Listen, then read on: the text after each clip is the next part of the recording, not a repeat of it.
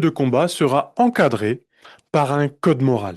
Ce n'est pas juste des événements de la vie qui nous tombent dessus et d'éducation profonde. Amis de la forme et de la santé, bonjour, c'est un grand plaisir de vous retrouver aujourd'hui. Vous savez que ma passion, l'une de mes passions, c'est la testostérone. C'est-à-dire comment l'améliorer au quotidien et d'avoir la forme, un esprit clair, un corps solide, énergétique, grâce, en prenant soin plutôt de notre système hormonal, ce qui va prendre soin de notre testostérone. C'est un peu considéré comme l'hormone masculine parce que sans elle, l'homme a vraiment du mal à être en forme et à s'épanouir bien comme il faut dans sa vie. Donc c'est pour ça que j'y accorde pas mal d'importance. En plus, en tant que coach sportif, ça, elle permet de maîtriser son poids corporel et de développer sa masse musculaire qui aujourd'hui, on le sait, est un marqueur de santé. Alors aujourd'hui, on va dériver un peu sur un autre sujet, c'est la testostérone, votre enfant, votre adolescent et les arts martiaux. Alors, il y a une scientifique, Madame Carole Oven, qui est une grande spécialiste, qui a beaucoup étudié la testostérone et qui a fait des comparaisons avec des grands singes, qui a surtout observé les enfants, les adolescents, les adultes. Elle a même sorti son bouquin Testostérone, tout simplement, qui est vraiment très intéressant. Et dedans, elle a étudié le comportement des enfants, des adolescents qui avaient pratiqué on va dire un sport de combat, ou même qu'ils avaient un frère pour chahuter ensemble et faire des sortes de jeux de combat, d'accord? Et des adolescents aussi qui ont pratiqué les arts martiaux. C'est pour ça que je vous fais cette vidéo aujourd'hui.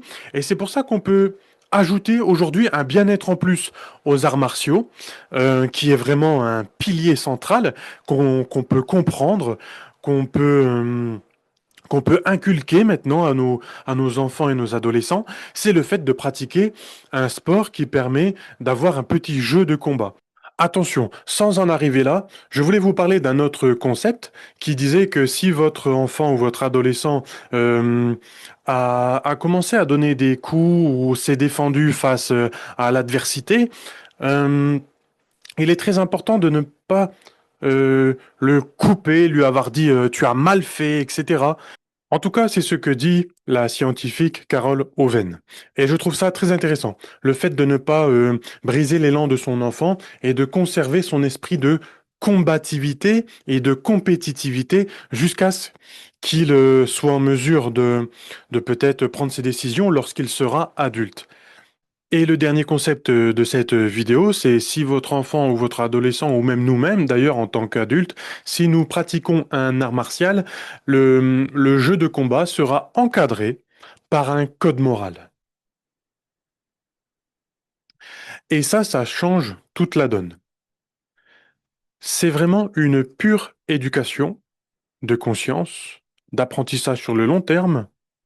Ce n'est pas juste des événements de la vie qui nous tombent dessus, non.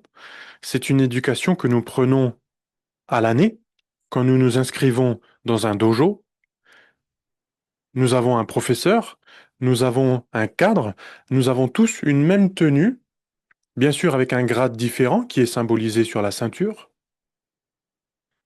mais les plus jeunes respectent les anciens et les anciens, bien sûr, respectent les plus jeunes.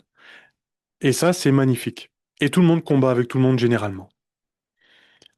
Et donc, il y a des notions de contrôle de soi, de respect total, en toute chose, contrôler l'adversaire, se contrôler.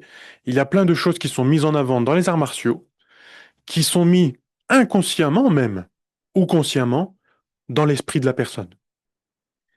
Et plus tard, ça joue sur tout un système de conscience, de maîtrise de soi et d'éducation profonde. Je vous laisse dessus, là-dessus. À bientôt. Gardez la forme. Bonne journée à vous.